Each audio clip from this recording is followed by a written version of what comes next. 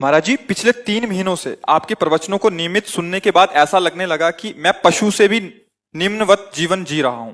अब आपके प्रवचन सुनने पर जीवन बदलने की प्रेरणा मिलती है। महाराज जी, मेरा शरीर पुरुष का होते हुए भी अलग अलग पुरुष शरीरों के साथ यौनाचार जैसे घृणित पाप कर्मों में रोज रोज लगा रहता था। अब आपके प्रवचनों से प्रेरित होकर कुछ समय से बड़ी मुश्किल से अपने आप को कंट्रोल करके रखा है, फिर भी मन बार बार वही सब करने को करता है। महाराज जी, वैवाहिक जीवन भी तलाक तक की नौबत आ चुकी है। महाराज जी, आप मेरी अंतिम शरणागति हो, कृपया मुझे इस पापाचरण से बचाने का सत्मार्ग प्रदान कीजिए। मैंने ऐसा निश्चय किया है कि हर 2 महीने तक शरीर को पवित्र रखकर आपके दर्शन करने आया करूंगा, ताकि आपके दर्शन की प्रेरणा मुझे इस पाप कर्म से दूर रखे तथा इससे मुझे निवृत्त कर सके। पहले तो हम आपका धन्यवाद देते हैं कि अभी आप में इतना आत्मबल बचा है कि आप अपनी कमी को सभा में रख रहे हैं।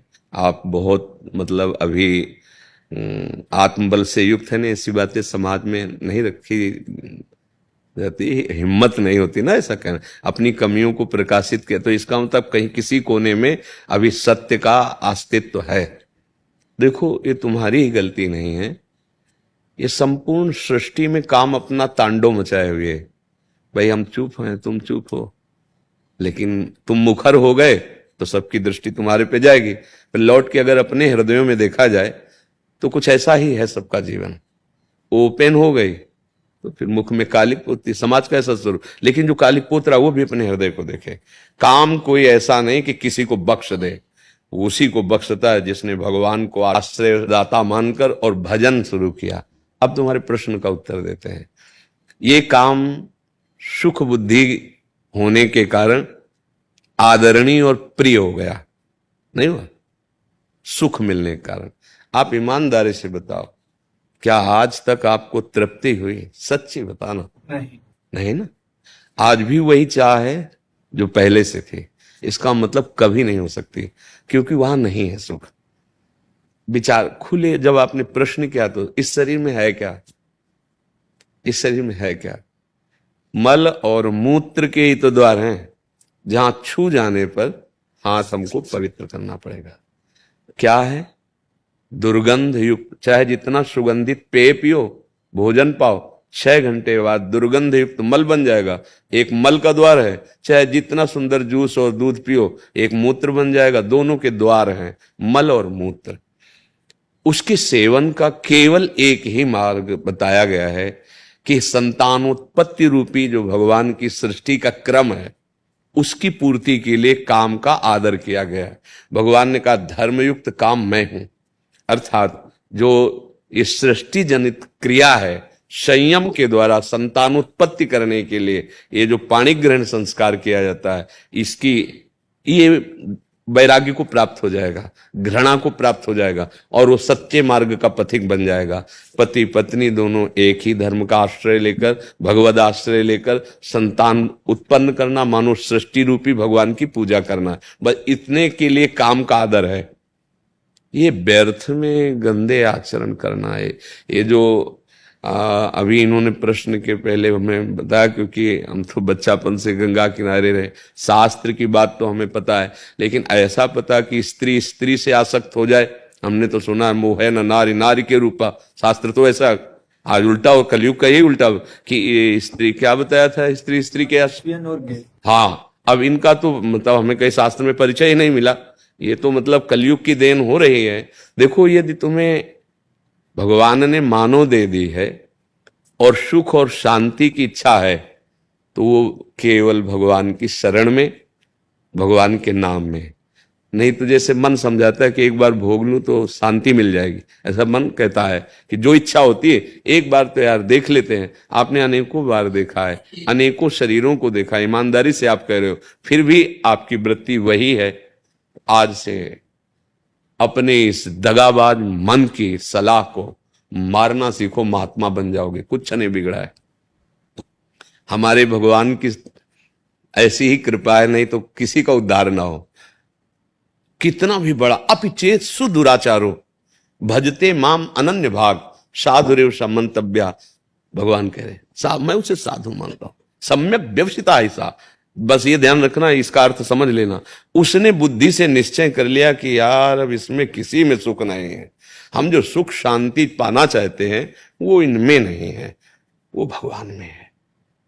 अगर ये जो आजकल चला है जीवन नाश की लीला, ये बहुत खतरनाक है। जैसे बच्चे गंदे आदतों में फंसते चले जा रहे हैं। अब नए नए लड़के हैं 30 के हो गए, मुझे ब्याह नहीं करना, माता पिता कहते हैं नहीं, क्यों? क्योंकि उनकी रुचि स्त्री शरीर में नहीं, पुरुष शरीर में है। तो एक काम का आदेश केवल संतान उत्पत्ति के लिए है कि आप संतान उत्पन्न कर लेंगे, नहीं। तो ये जो शक्ति का नाश कर रहे हैं, ये जो अपराध कर रहे हैं, ये तुम्हारी दुर्गति कर देगा। तुम्हारे मनोरंजन के लिए थोड़ी तुम्हारा शरीर मिला है। तुम्हारे शरीर पर तुम्हारा अधिकार केवल सत्कर्म करने के लिए है। अच्छा, तुम अपने शरीर को नष्ट करो, हमारी सरकार को पता चल जाए तो आपको सजा मिलेगी? नहीं मिलेगी। आपके दो हमारा शरीर हम रखें या नष्ट कर दें तो देखो तुम्हारे शरीर पर भी तुम्हारा अधिकार यहां नहीं, यही की सरकार आपको अभी हथकड़ी डाल देगी। फिर अलौकिक सरकार, आप मनमानी आचरण करने के लिए नहीं, आपका स्त्री में राग नहीं है, आप ब्रह्मचर्य धारण करते हुए ऐसे तेजस्वी महान बनो, देश की सेवा करो, अपने आत्मा का उद्धार करो। जो फंस गई है दुर्गति में, उसको ऐसा थोड़ी कि गंदी आदतों में फंसा के नारकी योनि, कैसे कैसे, मतलब आप थोड़ी देर विचार करो, कहां तुम सुख ढूंढ रहे हो, कहां ढूंढ रहे हो? अरे पागल उसमें सुख है। अच्छा, तुम यहां हमारे पास क्यों आए हो? कोई भी, हम क्या लगते हैं तुम्हारे? किस लिए आप यहां आए हो? हम आपसे अगर प्रश्न करें, भले आप उत्तर न दे पाए, लेकिन उसका उत्तर हम देते हैं। आप इस बात के लिए आए हो कि जो मैं कर नहीं पाया वो आप कर लिए, जो मैं नहीं कर पाया वो आप कर लिए, इसलिए हम हाथ जोड़ते हैं और आपसे जानना चाहते हैं कि मैं कैसे निकलूं, जहां नहीं फंसना चाहिए वहां फंस गया। सार बात है ये, कुछ नहीं है। 5 भौतिक शरीर जैसे हमारा तैसे आपका, जो आप भगवान के अंश हो वैसे मैं अंश हूं। पर भगवान की कृपा से बचपन से बात समझ में आएगी कि बहुत जन्म बीत गए धोखे में, ये जन्म बिल्कुल धोखे। ठाकुर कृपा से लग गई ब्रक, 13 वर्ष की अवस्था से लेकर जैसे भगवान ने चलाया आज तक वैसे। ए भाई, हमारी बात जैसे तुमने बताई ना, ऐसे हमारी बात मान लो। हाँ, सुख मिला, वो सुख मिला जो त्रिभुवन में कभी कहीं नहीं मिल सकता, केवल भगवान की शरण में होकर। आप जैसे दुख, तो देखो किडनी फेल है, मां के गर्भ से इसकी रचना हुई थी। पॉलिसिस्ट किडनी ये रोग है जो मां के गर्भ से वंशानुगत होता है। 35 वर्ष की अवस्था में प्रकाशित हुआ, 18 साल हो गए इसका दुख। अभी थोड़ी देर में डायलिसिस में जाएंगे। कोई दुख नहीं हमें, पाई भर दुख नहीं। तुम्हें लग रहा है मैं दुखी हूं, मैं चिंतित हूं, मैं डिप्रेशन में हूं? नहीं, ये मिला है। हर दुख सह करके उस सच्चिदानंद के मार्ग में दहाड़ते हुए, काम क्रोध लोभ मोह मद मत्सर एक एक की वृत्ति को देख करके इनसे बचाव पक्ष रखते हुए निकल जाना।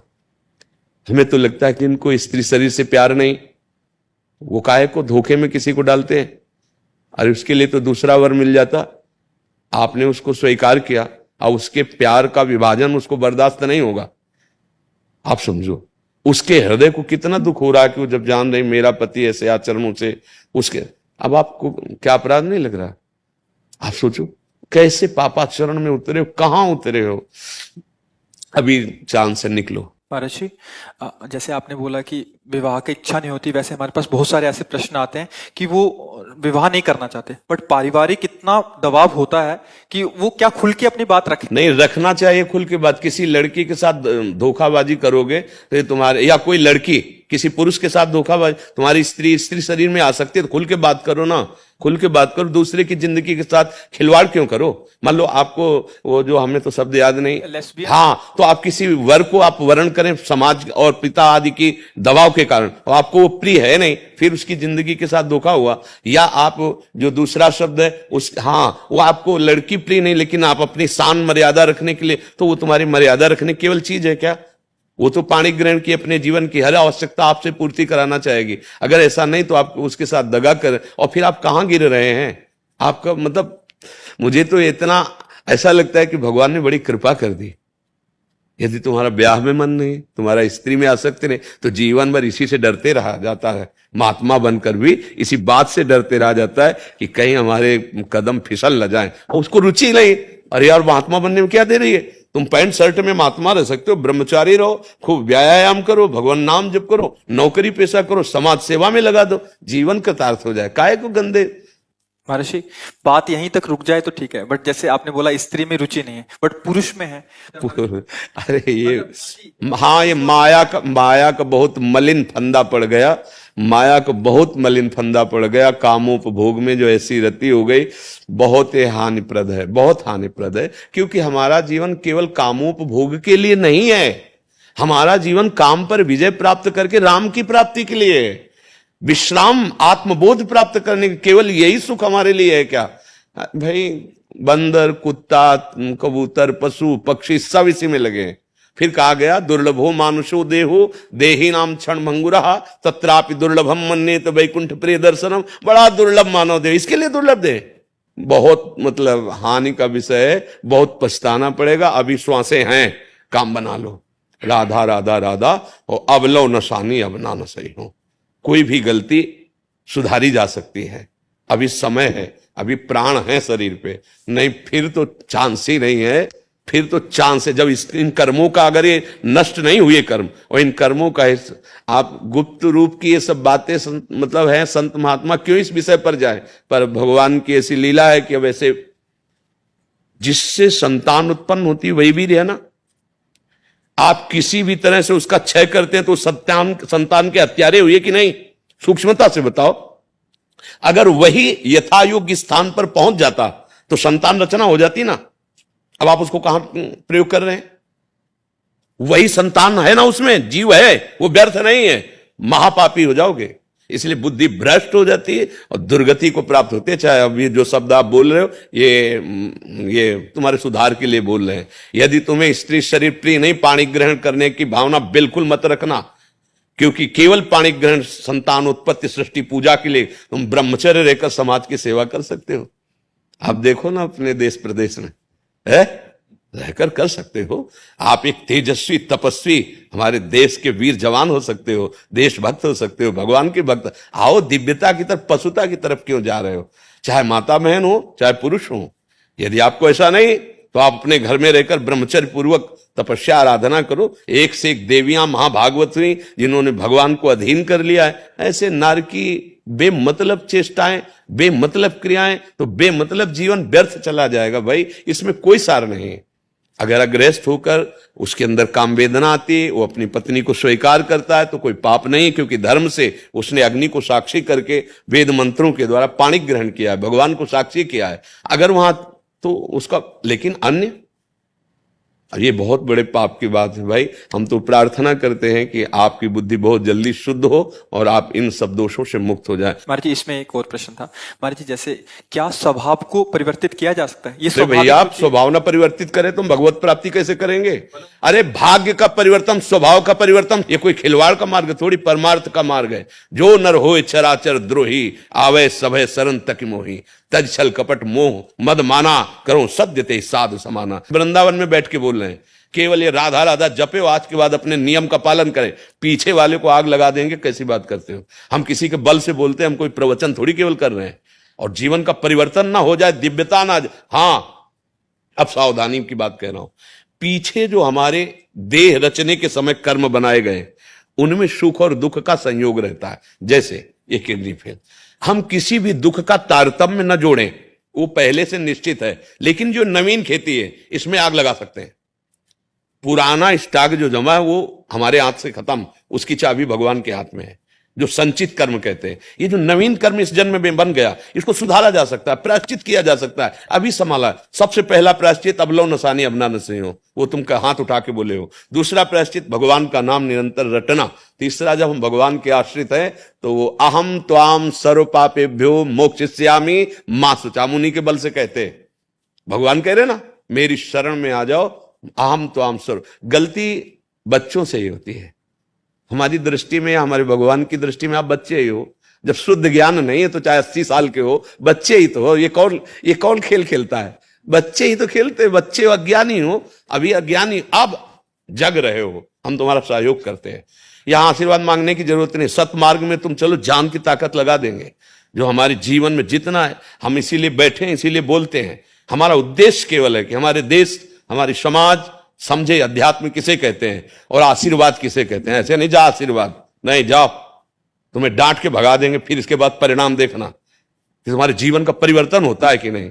तो कटु कटु व्यवहार, कड़ुआ शब्द अगर तो समझ लेना कि हमारे समन किया जा रहा है पापों का। अगर हमें ड्रामा करना हो तो मीठे मीठे बातें बोल के तुम्हें निपटा सकते हैं, लेकिन हम फिर समय क्यों दे तुम्हें? सबसे बड़ी कीमत समय की होती है। यही समय हम एकांत में बैठकर अपने लाडली लाल के चिंतन, लेकिन हम आपको समय देते हैं कि आपकी बिगड़ी सुधर जाए। हमारी बात मान लो, परम कल्याण का मार्ग है।